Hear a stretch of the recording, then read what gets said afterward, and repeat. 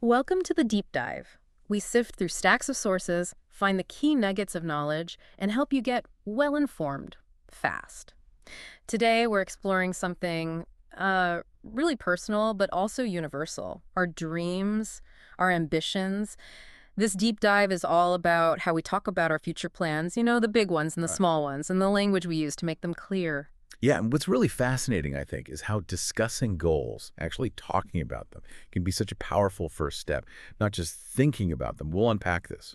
We'll look at some real examples, personal and professional goals, and we'll delve into the specific language people use and the common hurdles we all face. Okay, great. We've got some really insightful stuff here covering different sides of goal setting.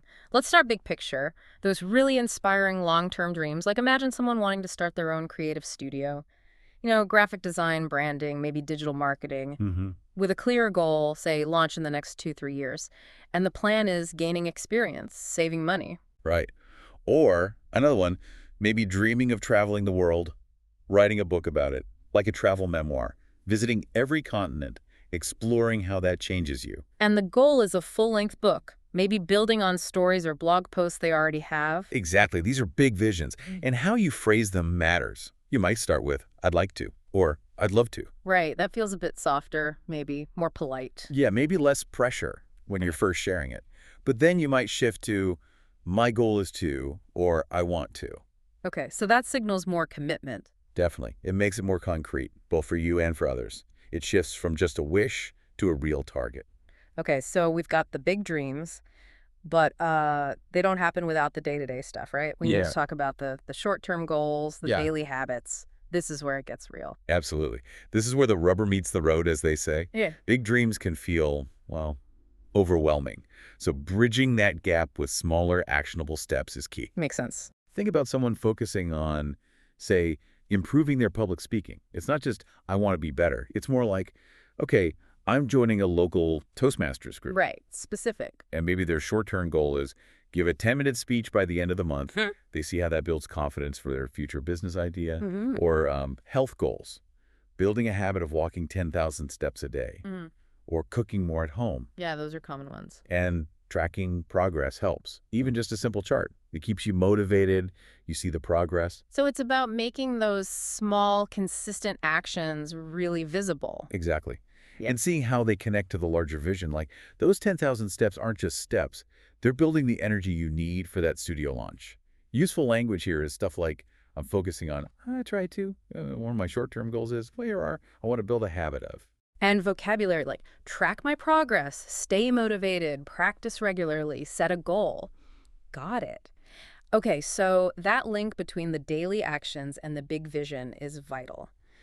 How does this play out in our careers? Because career goals can be quite structured. That's a great point. Career goals often need that mix of, big ambition and really specific strategic steps. Take someone aiming to become a team leader, maybe within 2 years. Okay. That's a jump. It means wanting more responsibility, sure, but also actively seeking it out. Mentoring others, maybe leading parts of projects. Right, you have to demonstrate it. Exactly. Yeah. And the strategy might involve talking to your manager, maybe during a performance review. That's where phrases like, I plan to bring it up, come in. It shows initiative. It's not just hoping it happens. Active, not passive. Precisely. Or someone wants to transition into, say, full-time writing, Yeah. editor, content strategist, something like that. Uh-huh. It's not just dreaming about it. It's, I've started building a portfolio, and I'm actively applying for freelance work. So the language mirrors the action. Yes. It shows you're already moving. Helpful phrases are like, I want to become a Sophie. I'd like to take on more responsibility. I plan to. I've started building. Yeah. I'm applying for. Okay, that makes a lot of sense. Articulating it clearly, especially in a professional context, seems really powerful. But let's be real. It's not always smooth sailing, is it? Pursuing goals can be hard. What about challenges? You're absolutely right. And acknowledging that is really important. It's rarely a straight line. Common hurdles. Staying motivated is a big one, especially when progress feels slow. Oh, yeah, definitely felt that. And the other big one is often self-doubt. That little voice saying, you can't do it. The worst. Yeah. But there are strategies. For motivation when things are slow, the Mhm. key is often breaking those big goals down. Really small steps. Like micro steps. Exactly. Tiny wins you can achieve quickly. It keeps the momentum going, makes the big goal feel less daunting. And for self-doubt. Well, that taps into personal resilience. Things like vision boards can help some people, Yeah. affirmations, even just journaling about your achievements, like you mentioned earlier. Seeing it written down. Right. And constantly reminding yourself why you started this in the first place. What's the core motivation? Mm-hmm. And, surrounding yourself with supportive people, people who believe in you. That's huge. Being your own cheerleader and having others too. Absolutely. And even the language we use for challenges matters.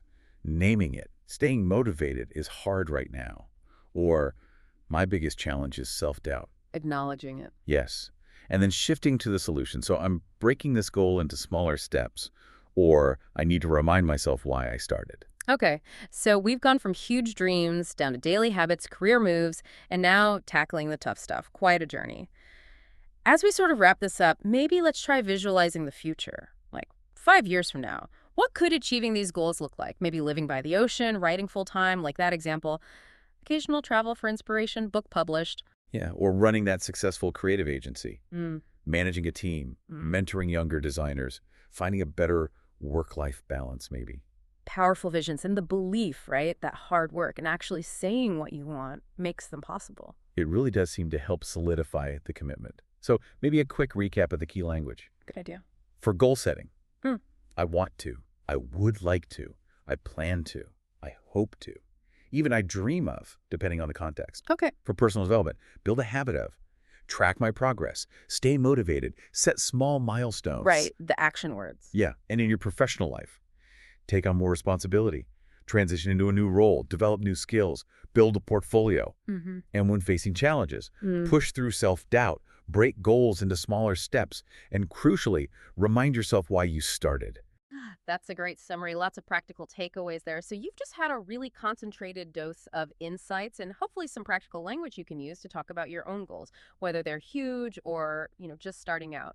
Our hope with this deep dive is really to inspire you to start that conversation for yourself, maybe with others, because often that very first step, maybe the most crucial one, is simply putting that dream, that ambition into words. So what goal will you start talking about today?